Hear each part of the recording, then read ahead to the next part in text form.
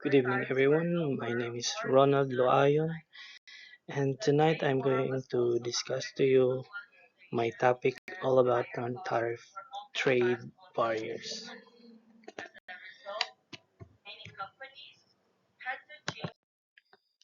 For the introduction, the non-tariff trade barriers are trade restrictions that go beyond traditional tariffs to limit imports and exports.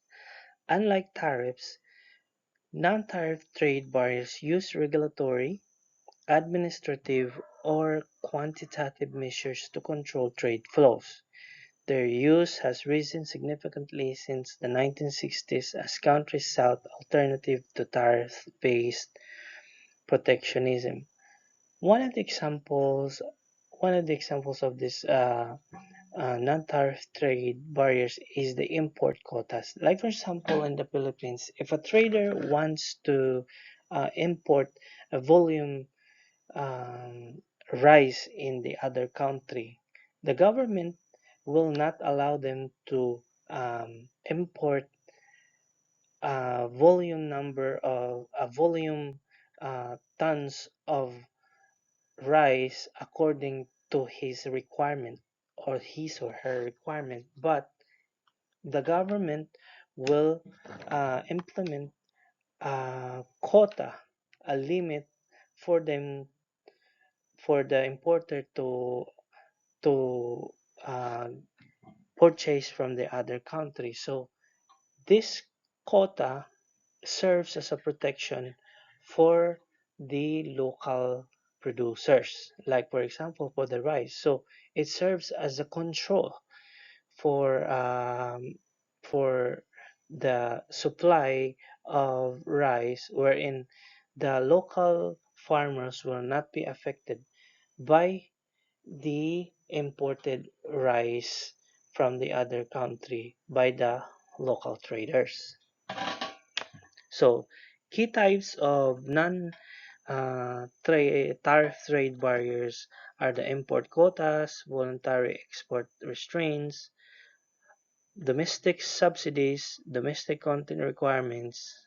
Each distorts trade and affects consumer welfare, producers' surplus, and government revenue in distinct ways. Import quotas are considered a physical limits. So, import quota sets as a strict physical limits on the quantity of good that can be imported during a given time period, administered through import license. Quotas are managed via global or selective import license. For example, US quota on condensed milk and cheese restrict foreign supply to protect domestic producers. So, import quotas, from the word quota, you a particular trader can import a particular products only at the particular volume number of imports, that is which the trader has to get or administered through the import license. So before a trader can import a particular product from the other country, he has to do the administrative to get an import license. Next is the trade and welfare effects of quota. So for consumer surplus, this is considered as a negative effect for the consumers. Consumers are considered to be the losers because consumer surplus fails as domestic prices rise above world price due to the import restriction. They experience a large loss in consumer surplus. So the consumers, they pay more for fewer goods. Next is the what we called a quota rents. So quota rents are considered to be in a welfare effect. for uh, for traders, for the for the government and for the traders, because quotas, the gap between the domestic quota price and the world price creates an artificial profit per unit known as the quota rent. So who captures the rent depends on the entirely on how the government allocates the import license. So quota rents, if the import license are auctioned off, the government collects the rents similar to a tariff revenue. So it is advantage to the government because the government will earn from this quota rent. Then if the import license is given to the domestic importer, the importers pocket the profit. And if given to the foreign government or exporters, example voluntary export restraints, the wealth is transferred out of the country. So that is the effect of quotas. So quota rents, the redistributive effects, quota rents transferred to license holders, foreign exporters or domestic importers. Next is the quota is considered to be a protective effect. So this is a positive effect. Domestic products benefit from higher prices. So shielded from foreign competition by quantity limits. So for actually the non-tariff barriers or the quotas, for example, is supposed to be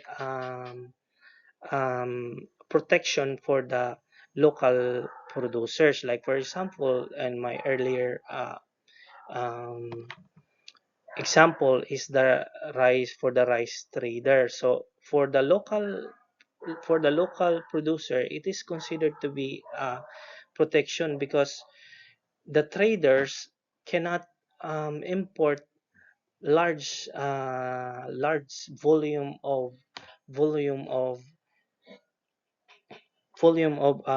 rice from other countries. So this is considered to be a protection because farmers will be able to sell their products at a competitive price.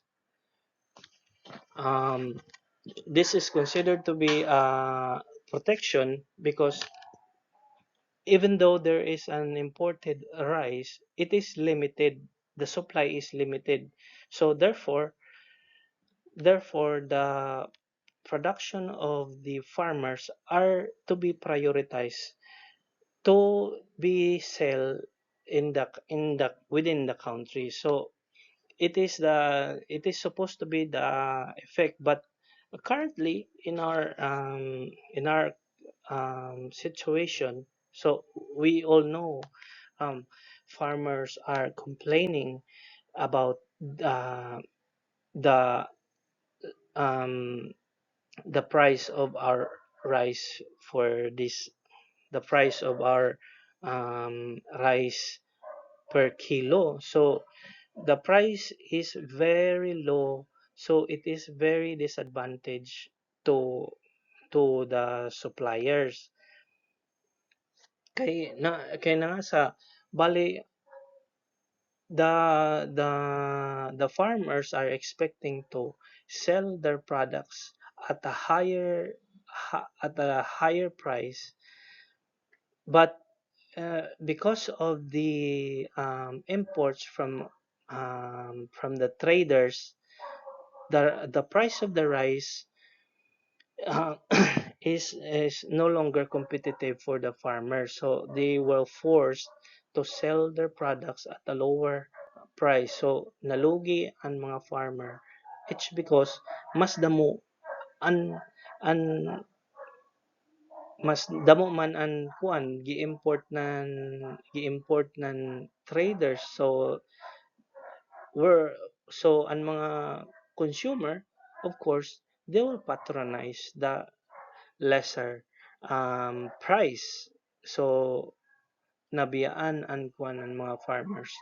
So although here it is considered to be the protective effect, but currently in the situation, this is only for my opinion about this protective effect. It's because siguro of the corruption, uh, uh, for corruption about trading. Uh, so now traders are more benefited by this effect. But whereas the primary purpose of this quota is actually to protect the local producers. Maybe in some other products, it is considered to be a protection for the local supplier. And then it in the consumption effect. So it reduces imports, lower total consumption, creating a dead weight um, dead weight loss and inefficiency in the market.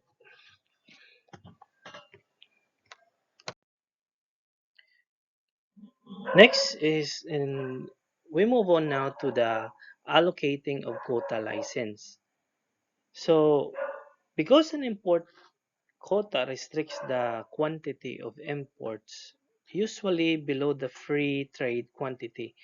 Not all domestic importers can obtain an the same number of imports that they could under free trade.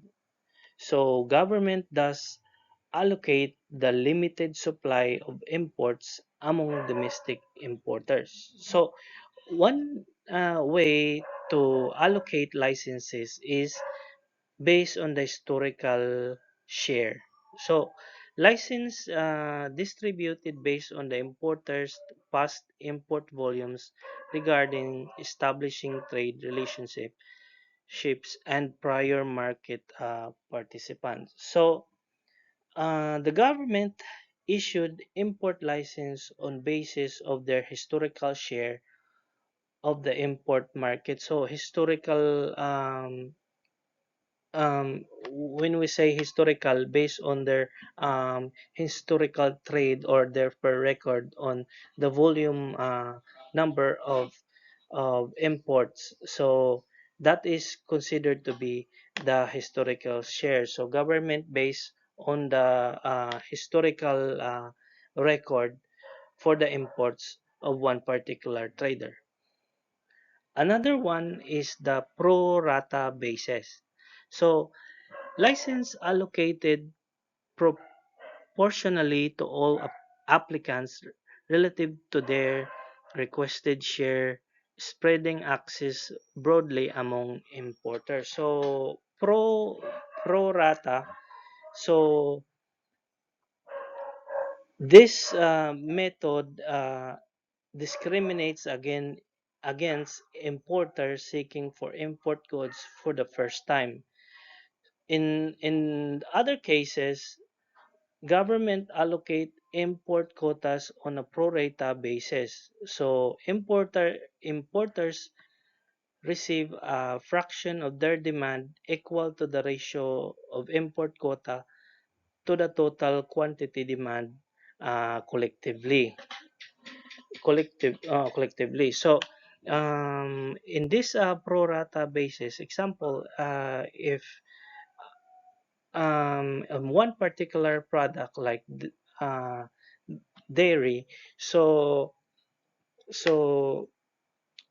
there is a limit only of 100 tons for dairy products. So this 100 tons will be distributed to um, uh, number of importers. So, like for example, there is two importers. So, in order for them to get the limit, they will share 50-50. So, this is considered to be the pro rata basis. So, magbahin ang duha ka importer based on 100 tons limit. So, they will have 50 tons each. So, that is the pro rata basis. Another way of allocating license is through auctioning license. So, license sold to the highest bidder in a competitive auction, ensuring efficiency allocation through market-based price discovery. Government has also considered using another method of allocating license among domestic importers, the auctioning of import license to the highest bidder in a competitive market. This technique has also been used in Australia and uh, New Zealand. So auctioning import quota license is highly recommended tool in economic theory because it mimics the tariff, capturing the quota rent. So for the public treasury, rather than letting private corporations or foreign entities pocket it. So despite its theoretical popularity, true competitive auction for import quotas are historically rare in practice. Government usually prefer giving them away for free to historical importers or grandfathering or ceding them to foreign nations to avoid uh, trade wars. So, government revenues, auctioning captures quota rin for uh, government, converting potential windfall gains into public revenue rather than private profit. Next is this quota versus tariff. So, while both tariffs and import quotas are protectionist tools designed to restrict foreign competition and shield domestic industry, they operate through entire difference mechanism. The fundamental difference is how they restrict trade. A tariff restricts trade through price, while quota restricts trade through quantity. So, quotas impose a restrict physical limits on the quantity of goods that can be imported, making them more restrictive than tariffs. Once the quota ceiling is reached, no additional imports are permitted regardless of demand or price levels. So, while tariffs by contrast allow markets forces to operate freely. Higher prices may reduce demand, but trade is never completely blocked. For import quotas, it is strictly limit import quantity, can block market mechanism during periods of rising demand, prevent price adjustment and distorting competition. Tariffs, on the other hand, allow market competition and price adjustment. Imports can still rise if demand increases, preserving flexibility and allocative efficiency. So, tariffs are considered to be a tax or duty placed directly onto imported goods, while import quota is considered to be a physical limit on the total quantity of goods allowed into the country. As to the market impacts, tariffs price is certain, quantity is uncertain. You know exactly how much the price will rise, but you cannot be sure how many imports will still cross the border. While the import quota is a quantity is certain, but price is uncertain. You know exactly how many units will enter, but final domestic price depends entirely on the market demand. On the government revenue, tariffs generates direct tax revenue for the government treasury, while import quota generates quota rent. This money goes to the private license holders unless the government actively auction the license. As to the demand response growth, if if domestic demand for the good rises, imports will increase to meet it, keeping prices relatively stable. While import quota, if domestic demand rises, the import cap remains fixed, causing domestic prices to skyrocket. As to the foreign exporter impact, tariffs, uh, the tariff for foreign producer can bypass a tariff by cutting their production cost or accepting lower profit margins to stay competitive. While import quotas, foreign producers cannot bypass a quota. No matter how cheap or efficient they become, they cannot sell a single unit past the hard cap. So why policymakers choose one over the other? Why choose a tariff? Tariffs are generally preferred by economists and the World Trade Organization. They are transparent, generate reliable government revenue, and allow the market mechanism to keep functioning. If a domestic industry is completely inefficient, a tariff forces them to adapt or fail. While if government chooses quota, governments use quota when they want absolute certainty. For example, if government is trying to protect a highly sensitive um, products like agriculture or steel, or manage an emergency, a tariff might fail if foreign exporters decide to heavily subsidize their good. A quota guarantees the foreign goods cannot flood the market regardless for global price drops.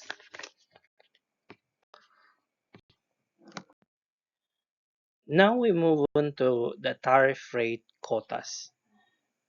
Another restriction used to isolate a domestic industry from foreign competition is the tariff rate quota.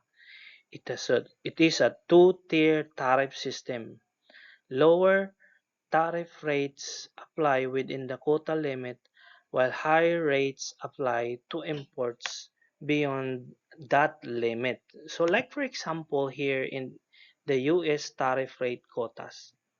One particular these products on the products side, like for example the peanuts. So US um, within the quota tariff rate is 9.35 cents per kilogram.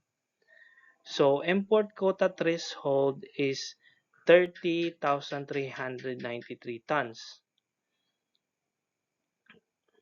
So going beyond the threshold is over quota tariff rate. So 187.9% will be added. It's called the ad valorem. So if if you are in the within the quota tariff, the rate for that peanut per kilogram is only 9.35 cents with a threshold of 30,393 tons. But if you exceed with that limit of 30,300 tons, the percent rate will have an ad valorem of 187.9 percent ad valorem, so the over quota tariff. That is called the over quota tariff rate. At, as its name suggests, a tariff rate quota displays both tariff-like and a quota-like characteristics. This device allows specific number of goods to be imported at one tariff rate, whereas any imports above this level face a higher tariff rate. So a tariff rate quota is a hybrid trade policy instrument that bridges the gap between the tariff and the import quota. Instead of forcing a government to choose between restricting price or restricting quantity, a tariff rate quota combines both. So it does this by establishing two-tier tax system based on the import volume. So how is the tariff rate quotas operates? Tariff rate quotas does not place a hard physical limit on imports like traditional quota. Instead, it sets specific volume thresholds and applies two completely different tariff rates depending on whether that threshold has been crossed. So, combining elements of both policies, the tariff rate quota acts like a policy chameleon, shifting an economic characteristics depending on the volume of trade. It looks like a quota because the government sets a highly visible specific volume target in quota allocation. Within this volume, selected importers captures quota rent. The windfall profit generated because they brought the product at global prices and paid almost no tariff, yet can sell it at the higher domestic market prices. It looks like tariff because it never actually completely bans import. It serves domestic shortage, of course, and local prices skyrocket. Foreign exporter can still legally ship unlimited quantities into the country, provided they are willing to pay step out of the quota tariff penalty. In the real world application in the Philippines has the MAV system, or the minimum access volume. As mentioned earlier, the Philippines uses this exact framework for its sensitive agriculture sector like pork, poultry, and corn under the name of minimum access volume, or MAV. For instance, if a MAV quota for meat product is set for 54 metric tons, the first 54 metric tons to arrive face a low in quota tariff, example, by 15%. The traders, luckily enough to get these allocations, make a healthy profit. Then, if the trade, the 54,001, 54 first ton, I mean the 54 first 54,001 ton, and everything rather faces a slip out of quota tariff by 35%.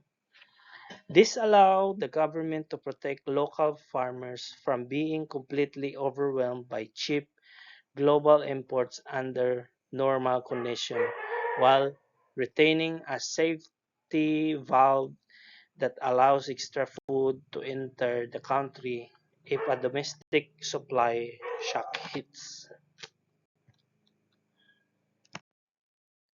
Another non-tariff trade barriers is the export quotas. Export quotas is the voluntary export restraints that are negotiated limits on exports agreed between countries. Revenue effects are captured by foreign exporters rather than the importing government. Besides implementing import quotas, countries have used the export quotas to restrain trade. When doing so, they typically negotiate a market sharing pact known as a voluntary export restraint agreement, also known as an orderly marketing agreement. Its main purpose is to moderate the the intensity of the international competition, allowing less efficient domestic producers to participate in markets that would otherwise have been lost to foreign producers that sell as superior products at a lower price. For example, Japan may impose quotas on its steel exports to Europe, or Taiwan may agree to cutbacks on textile exports to the United States. The export quotas are voluntary in the sense that they are an alternative to more stringent trade restraints that might be imposed by the importing nation. Although voluntary export quotas govern trade in television sets, steel, textile, autos, and ships during the 1980s, recent international trade agrees have prevented further use of this trade restriction. Another non-tariff trade barrier is the domestic content requirements. The domestic content requirements is the minimum percentage of product's value must originate from a domestic source. To limit the to limit the practice about sourcing, organized labor has lobbied for the use of domestic content requirements. This requirements stipulates the minimum percentage of products total value that must be produced domestically if the product is quality for zero tariff rates. So the domestic content requirements is considered a non-tariff barrier because it restricts international trade without imposing a direct tax or tariff at the border. Instead, it uses domestic regulations to legally mandate that specific percentage of products, components, materials, or labor must be sourced locally. So, for example, if the government offers a tax credit for buying electric vehicles, but only if the car batteries are made with at least 50% locally mined minerals. It creates a massive non-tariff barrier for foreign battery manufacturers. As an economic effect, pressures firms to substitute domestic input for imports, raising production costs and consumer consumer prices.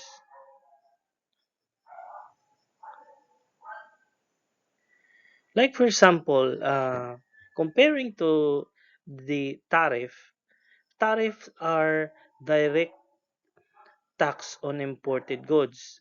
The impact on trade is that it raises the price of imports to make local goods competitive. Quota, a strict physical limit on import quantities. The impact for trade is that it caps the volume of foreign goods allowed to in, while domestic content requirements regulatory mandate on where parts must come from, and the effect is that it forces supply chain to shape locally, blocking the foreign trade. Because domestic content requirements violates the core World Trade Organization principle of the nation treatment, which requires countries to treat imported goods no less favorable than domestically produced goods. They are frequently the center of the international dispute.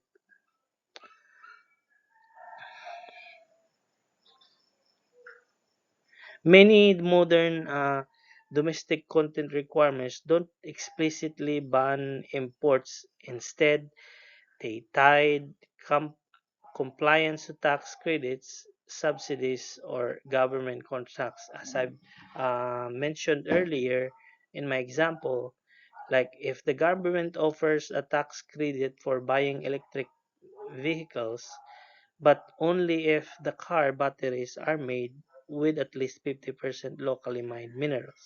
It creates a massive non-tariff barriers.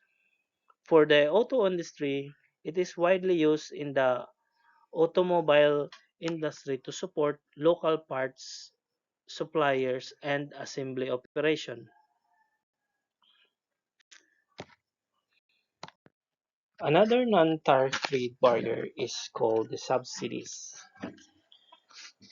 Subsidies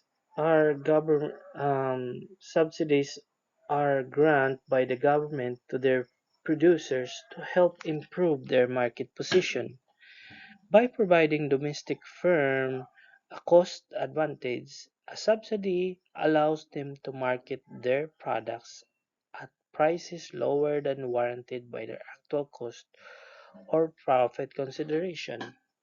Government subsidies assume a variety of forms including outright cash disbursement, tax concessions, insurance agreements, and loans and below market interest rates. So there are two types of subsidies. One is the domestic subsidies and the other one is the export subsidies. Domestic subsidies protect import competing producers by lowering their cost, causes a protective effect and deadweight loss but no consumption effect, and domestic prices remain unchanged. While the export subsidies, payments granted on exported goods raise domestic prices, reduce consumer surplus, and increase producer surplus, impose taxpayer cost, and generate deadweight losses.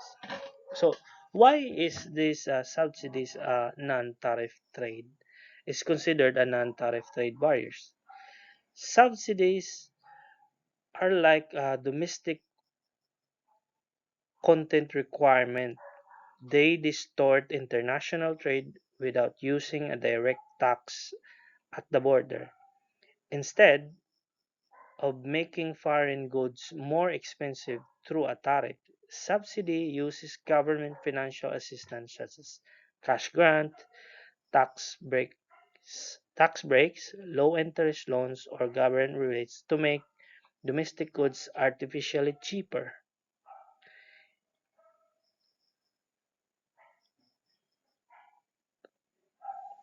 It is in a fair competitive market. The price of a good reflects the actual cost of production, the labor, materials, efficiency. When a government gives subsidy to a local industry, it covers a portion of those costs. This allows domestic companies to sell their products at a price lower than their true market value, a price that the foreign competitors cannot match without losing money. They displace foreign imports because subsidized domestic goods are cheaper. Local consumer naturally buy more of them. This shrinks the market share for foreign imports, effectively blocking foreign producers from competing fairly in that country, even if those foreign producers are actually more efficient. Subsidies distort global market. When government subsidize its exporters, those companies can flood global markets with underpriced goods. This is known as export dumping.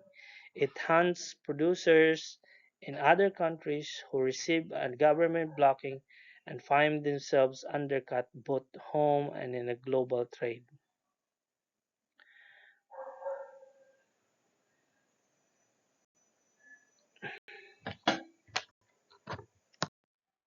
Now we move on to the concept of dumping. When we say dumping, dumping is an international trade practice where a company exports a product to another country at a price that is either lower than the price it charges in its own home market or lower than its actual cost of production. In short, it is international predatory pricing, selling goods abroad at the artificial loss or sleep discount to wipe out the importing country's local competition. So there are three motives behind this dumping. The first one is the sporadic dumping, temporarily below cost sales to clear excess inventory, minimal long-term market distortion. A company experience an unexpected massive oversupply of a goods, maybe due to the sudden changes in season, bad economic planning, or low domestic demand. To avoid liquidating inventory locally and depressing the domestic prices, they dump the excess stock in foreign markets at the price they can get. So that is what we call the sporadic sporadic dumping. Another one is the predatory dumping, where pricing below cost to drive out competitors, then raising the prices. The predatory dumping is a massive foreign corporation deliberately sells goods at a heavy loss in a target country. The goal is to undercut local businesses, driving them into bankruptcy and secure a monopoly. Once a local competition is eliminated, the foreign company jacks up the prices to recoup its losses. So, um, the next one is the persistent dumping. Persistent dumping, if a producer has a monopoly at home or in the home country, they can keep domestic prices very high to maximize profits. They then dump their excess inventory on the competitive international market at much lower price, effectively treating foreign markets as a secondary clearance zone. So, dumping dumping itself is not a barrier created by a government. Rather, it is a distortionary business practice that triggers the creation of non-tariff trade barriers. Specifically, dumping occurs when a foreign company exports a product to another country at a price that is lower than its normal value. It is classified under the umbrella of non-tariff barriers for two primary reasons. It wraps the competitive playing field through predatory pricing, and it legally permits governments to erect defensive non-tariff uh, regulations.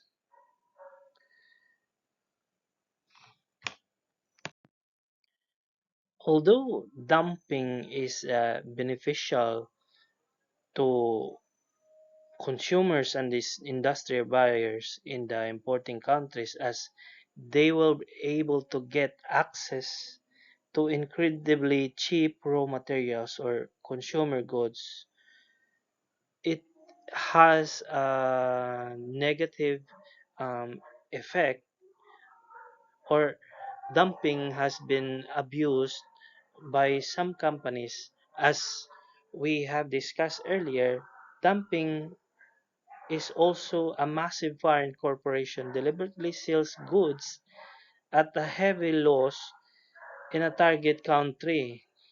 The goal is to undercut local businesses, driving them into the bankruptcy and secure monopoly.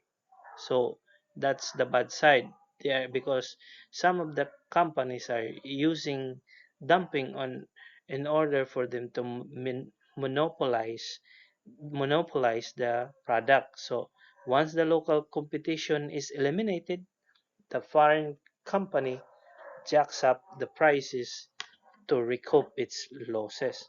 So the loss is that the domestic industry producing that good can face catastrophic job losses and factory shutdowns and permanent disruption of supply chain capabilities, because they cannot compete with foreign firms willing to lose money. So, despite the benefits that dumping may offer to import consumers, governments have often levied penalties, duties against the commodities they believe are being dumped in their markets from abroad. So some countries under the World Trade Organization rules, dumping is not illegal unless the importing country can prove that underpriced imports are causing material injury or its domestic industry.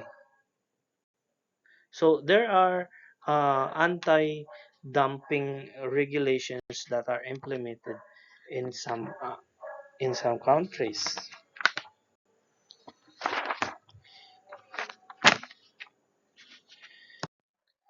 Now we move on to other non-tariff barriers. So one of these is the government procurement policy.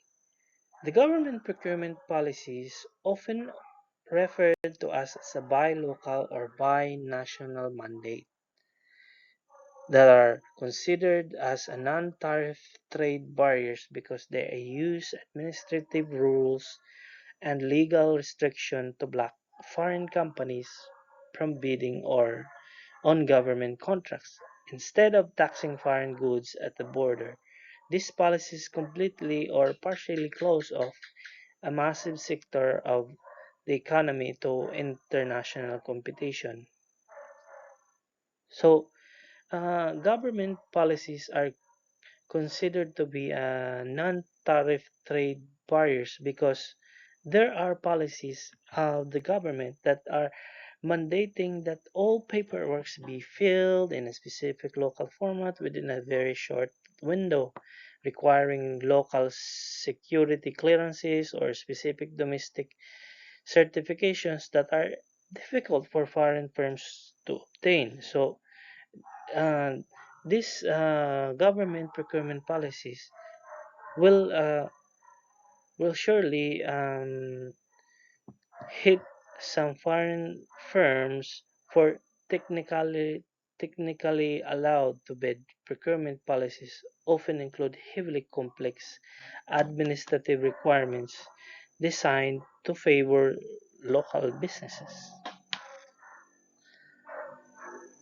Another one is the social regulations. So, social regulations,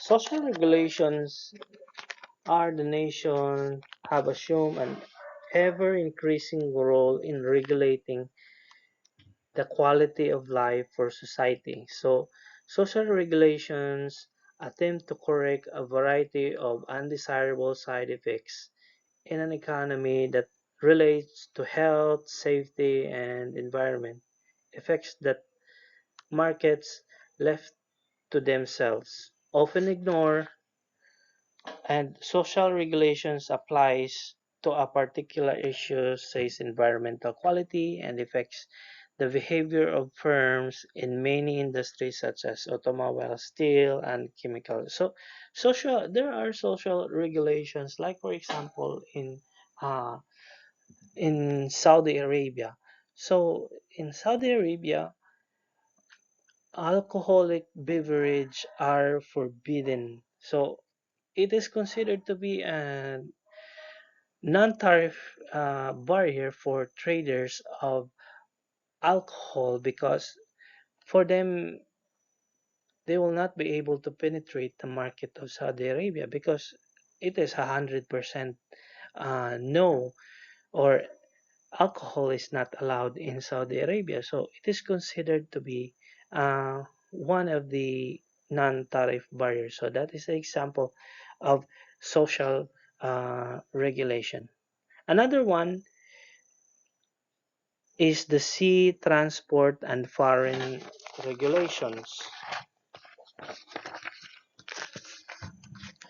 During the 1990s, US shipping companies serving Japanese ports complained of highly restrictive system of the port services.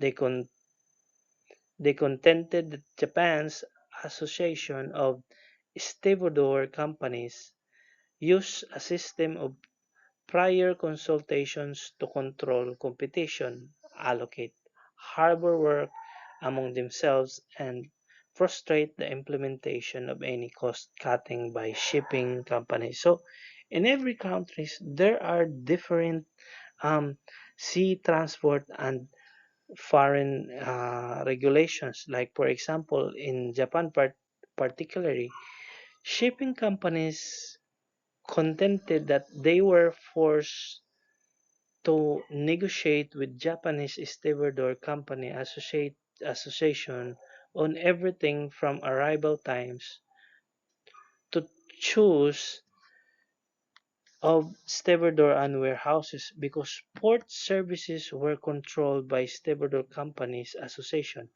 Foreign carrier could not negotiate with individual stevedore companies about prices and schedule.